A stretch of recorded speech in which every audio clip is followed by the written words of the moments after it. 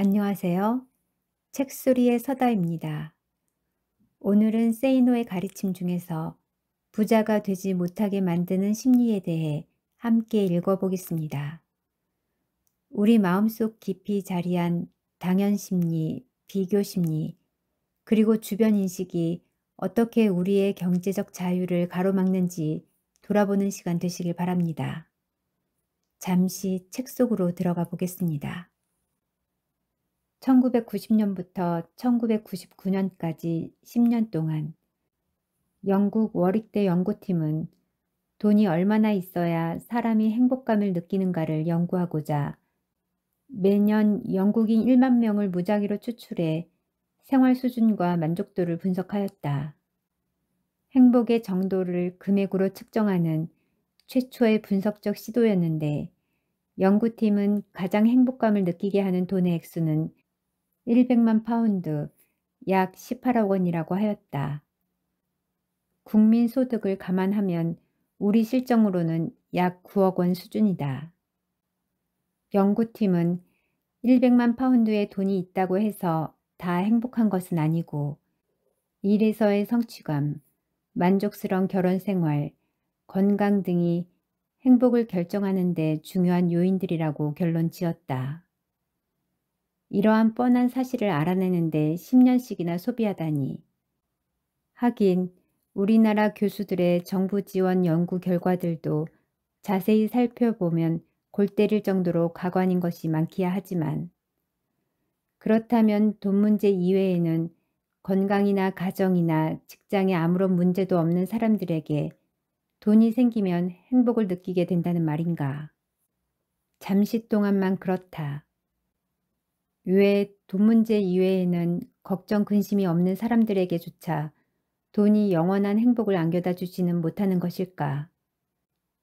그 이유는 인간은 환경이 바뀌면 재빨리 그 새로운 환경을 아주 당연한 것으로 받아들이고는 그 이상을 바라기 때문이다.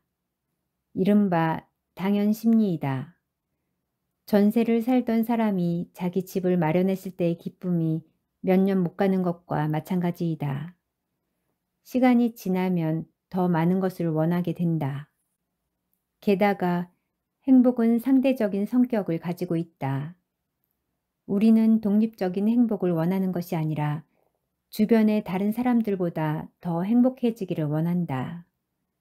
비교 심리이다. 언제나 우리 눈에는 남들이 더 행복해 보이고 남들이 더 행복할 것이라고 가정하기 때문에 스스로를 상대적으로 불행하게 여기게 된다.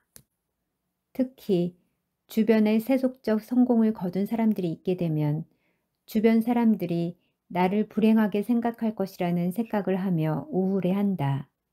나는 이것을 주변 인식이라고 부른다. 당연 심리는 개개인에게 상황을 진보시킬 수 있는 동기가 되기도 한다. 내가 나쁘게 보는 것은 비교 심리이다.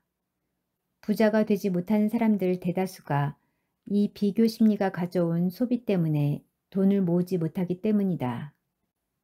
미국에서 조사한 바에 의하면 당신이 1년에 11만 달러를 벌고 다른 사람들은 20만 달러를 버는 세계와 당신이 10만 달러를 벌고 다른 사람들은 8만 달러를 버는 세계, 이 두 세계 중 어떤 것을 선택하겠느냐고 물으면 대다수의 미국인은 두 번째 세계를 택한다.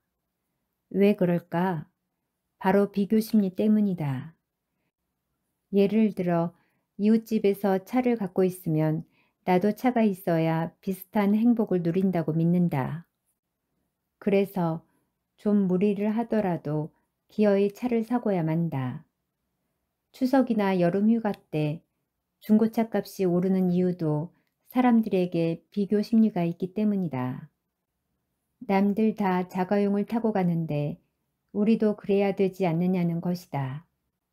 게다가 나에게 차가 없으면 남들이 나를 불행하다고 볼까봐 두려워한다. 주변 인식 때문이다. 마치 남들에게 보이기 위해 사는 사람들 같다. 물론 이러한 심리들은 자기가 현재 이 사회에서 잘해나가고 있는지를 평가할 수 있는 방안으로 스스로를 주변 사람들과 상대적으로 비교하는 심리적 기제로 볼 수도 있다. 그러나 그 내면 깊은 곳에는 인간이 주변 사람들에게 느끼는 시기심이 생각보다 크게 자리 잡고 있다. 결혼을 코앞에 둔 남녀가 종종 갈라서는 이유 역시 부모들과 당사자들의 비교 심리와 주변 인식에 있다. 누구네 집 며느리는 이러이러한 혼수를 해왔는데 누구누구는 예물로 다이아 1캐럿을 받았는데 누구누구는 시댁에서 아파트를 사주었는데 왜 나는 전세냐. 요즘 세상에 누가 20인치 TV를 보냐, 30인치는 돼야 한다 등등의 모든 갈등이 다 남들에게 지고 싶어 하지 않는 시기심이 빚어낸 것들이다. 그러다 보니 돈이 모일 겨를이 없다. 수입이 조금만 늘어도 쓰고 싶어 안달이 나며 빚까지 진다. 남들이 가진 것들을 자기도 갖고자 하기 때문이다. 혹시라도 그런 상대방을 만났다면 또는 상대방의 집안이 그렇다면 나중에 후회하지 말고 빨리 헤어져라. 이미 결혼을 했다면 아이가 생기기 전에 이혼하는 것이 현명하다. 진정한 부자들은 이 세 가지 심리들을 극복한 사람들이다. 서울 강남에 있는 금융기관들에 가서 물어보아라. 진짜 알부자들은 전혀 부자같이 보이지 않는다.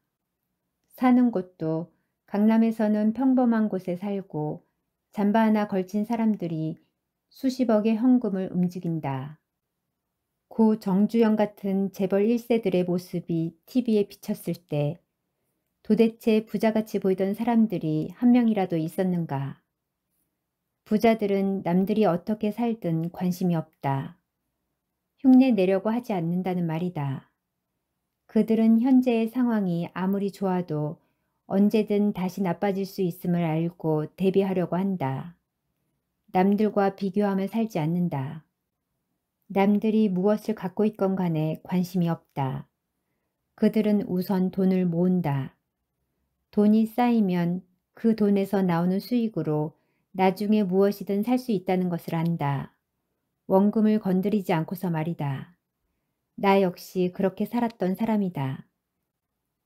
하지만 대부분의 사람들은 위의 세 가지 심리 때문에 그 원금이 될 작은 돈들을 먼저 야금야금 갉아먹는다. 지금까지 부자가 되지 못하게 만드는 심리를 함께 읽었습니다. 남과 비교하지 않고 불안에 휘둘리지 않으며 스스로를 지켜가는 삶이 진정한 부로 이어진다는 말, 마음에 새기게 됩니다. 책소리의 서다에서는 앞으로도 삶을 다시 바라보게 하는 깊이 있는 문장들을 전해드리겠습니다. 좋아요, 구독, 그리고 알림 설정을 하시면 다음 낭독도 함께 하실 수 있습니다. 감사합니다. 책소리의 서다였습니다.